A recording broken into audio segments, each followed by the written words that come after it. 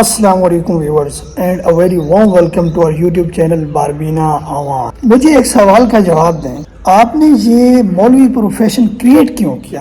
اس کی کیا ضرورت پڑی اور کیوں ضرورت پڑی؟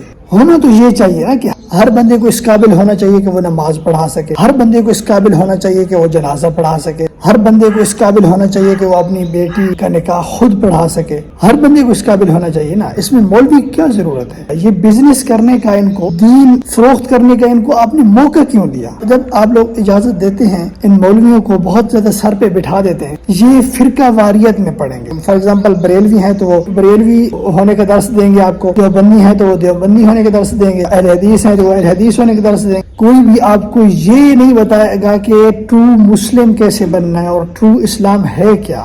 تو یہ مولوی پروفیشن کو تھوڑا پیچھے کی طرف دھکیلیں، خود اس قابل بنے کہ آپ یہ تینوں کام، جنازہ، نماز اور نکاح، یہ تینوں کام آپ خود کر سکیں۔ علم حاصل کرنے کے لیے کسی بھی مدرسے کے سرٹیفکیٹ کی ضرورت نہیں ہے۔ گھر میں ایک ایسا روم آپ کے ہونا چاہیے، پورے دن میں کم سے کم آپ آدھا گھنٹہ تو ایسا نکالیں جس میں آپ تمام فیملی ممبرز اکٹھے ہو کے بیٹھیں، گھر کے سرپرست کی زیر نگران آپ قرآن کا ترجمہ پڑھیں، چاہے ایک صفحے کا پڑھیں ڈیلی، ایک دو حدیث پڑھیں، ان کو سمجھیں اور قرآن کو سمجھیں کہ قرآن کہے کیا۔ اگر ہم جماعت اسلامی کی بات کریں، اس کے جو سرپرست ہیں مولانا الیاس قادری، وہ خود بھی کوئی عالم نہیں ہے، وہ الٹا 8 پاس ہیں، وہ بھی گجراتی میں۔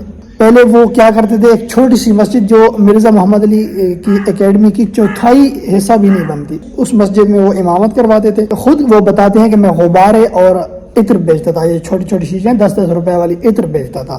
یہ دعویٰ کرتے ہیں کہ ہم جماعت اسلامی سے کچھ نہیں لیتے۔ بھائی جماعت اسلامی سے تم کچھ نہیں لیتے، ہمیں پتہ ہے۔ اب آپ سے لاکھوں بندہ عطر خریدے تو آپ کہاں جا کے پہنچ جائیں گے؟ ایک دن وہ تقریر میں بتاتے ہیں کہ پگڑیوں کے 7 رنگ ہیں، اگلے دن ان کے دکانوں پہ وہ 7 کے 7 رنگ موجود ہوتے ہیں۔ اس سے تاثر یہ پیدا ہوتا ہے کہ وہ پہلے بیٹھ کے پلاننگ کرتے ہیں۔ اچھا، مدرسوں میں بالکل بچوں کو نہ بھیجیں، وہ ایک تو بچوں کو مفلوج کر دیں گے، ذہنی مفلوج کر دیں گے، بچے کی ذہنیت صرف ایک طرف ہی لگ جائے گی۔ بریلوی بچے کو بریلوی بنائیں گے، دیوبندی ہیں تو دیوبندی بنائیں گے، اہل حدیث ہیں تو اہل حدیث بنائیں گے۔ وہ بچے کو ایک ٹرو مسلم کبھی بھی نہیں بنا سکتے۔ چھوٹی عمر میں بچہ مدرسے میں جاتا ہے، بس وہ پھر کوئی بات سنتا ہی نہیں ہے کہ ہم نہیں، ہمارے بزرگ تو یہ کہتے تھے۔ وہی قرآن و حدیث کے آگے بزرگوں کی کیا اوقات؟ جب آپ کو ایک بندہ قرآن و حدیث سے حوالے دے کے ایک بات بتا رہا ہے تو اس کو مانو بزرگوں کی کیا حیثیت ہے۔ اور قرآن و حدیث آپ کے سامنے، ایسا تو نہیں کہ صرف مرزا محمد علی کے پاس قرآن و حدیث ہے، آپ کے پاس ہے قرآن و حدیث، آپ اس کو کھولیں کہ یہ جو مرزا بات کر رہا ہے یہ ٹھیک کر رہا ہے یا غلط کر رہا ہے، اب کاؤنٹر چیک کریں۔ اسام الحرمین میں جو بھی فرقے ہیں ان کو کافر لکھا ہوا ہے۔ دیوبندیت کی طرف آئے تو اس میں یہ جو مفتی واحد قریشی ہے، اس سے ایک بندہ کوشچن کرتا ہے کہ ہم کسی مسجد میں اگر نماز اور مسجد میں پڑھ لیں تو کیسا ہے؟ تو یہ کہتے ہیں نہیں بھائی، کسی مسجد میں نماز نہ پڑھیں، اپنی مسجد میں نماز پڑھیں۔ بھائی اپنی مسجد کیا ہے کہ تم نے کوئی اپنے نام کی مسجد بنائی ہوئی ہے؟ مسجد اللہ کا گھر ہے، کسی کی ہے، شیعہ کی ہے، سنی کی ہے، دیوبندی کی ہے، بریلوی کی ہے، جس کی بھی ہے، مسجد تو کسی کے لیے، مسجد تو اللہ کا گھر ہے، مسجد میں تو نماز ہوتی ہے، کسی کے بیچ بھی نماز ہو سکتی ہے۔ مطلب ان کی ذہنی لیول دیکھیں کہ کتنے تنگ دست اور تنگ نظر ہیں یہ۔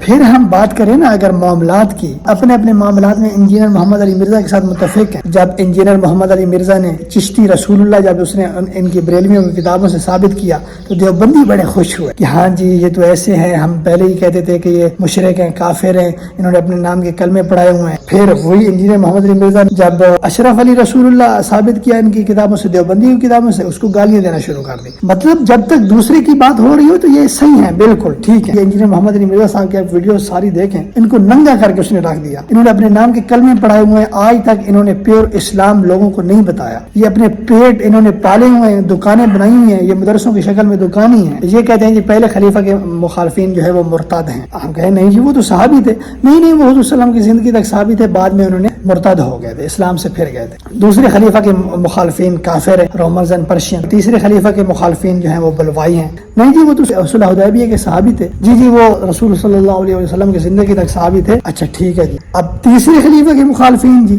رضی اللہ عنہ، حضرت علی کے بغض میں انہوں نے کتنی بڑی بومیاں ماری ہوئی ہیں۔ جب حضرت علی کا ذکر آتا ہے، حضرت علی کے مخالفوں کا ذکر آتا ہے، پھر یہ سر نیچے کر کے رضی اللہ عنہ کہنا شروع کر دیتے ہیں۔ کیوں جی؟ یہاں تمہارے وہ الفاظ کدھر گئے، وہ باغی، مرتد اور مخالفین والے الفاظ کدھر گئے؟ یہاں تم نے کیوں ڈنڈی ماری ہوئی ہے؟ کیوں نہیں تم لوگوں کو بتا رہے حضرت علی کے ساتھ تم اتنا بغض کیوں رکھ رہے ہو؟ ادھر سے ہمارا دل دکھتا ہے، ادھر سے ہمیں تکلیف ہوتی ہے۔ ہمارے اساتذہ کرام اور ہم جو ذکر کرتے ہیں ہم خلفائے راشدین کا کرتے ہیں، اور یہ خلفائے ثلاثہ کو مانتے ہیں، یہ تینوں خلفاء کو مانتے ہیں، چوتھے کے ساتھ یہ بغض رکھتے ہیں۔ جیسے ہی حضرت علی کا نام آئے ان کی شکلیں دیکھنے والی ہو جاتی ہے کہ ان کے چہروں پہ 12 بات جاتے ہیں، یا اللہ ان کو ہدایت دے کہ یہ کیسے ذلیل انسان ہیں۔ یہ جو بڑے اخلاق کے لیکچرز دیتے ہیں، اخلاق ان کا تب تک ہوتا ہے جب تک ان کو چندے ملتے رہیں۔ ٹی وی بیٹھ کے آن لائن یہ کہتے ہیں فلاں ہے، یہ بندہ فلاں ہے، اس کو بات کرنے کی تمیز نہیں ہے، میں اس کے ساتھ بیٹھ نہیں سکتا۔ اور بھائی تمہاری اوقات کیا ہے، تمہاری حیثیت کیا ہے، تم ہو کون؟ پھر اگر ہم بات کریں مزاروں کی، جن لوگوں کا نظریہ کہ مزاروں پہ شفا ملتی ہے یا مزار والے ہمیں کچھ نفع یا نقصان دے سکتے ہیں، تو یہ بات بالکل غلط ہے۔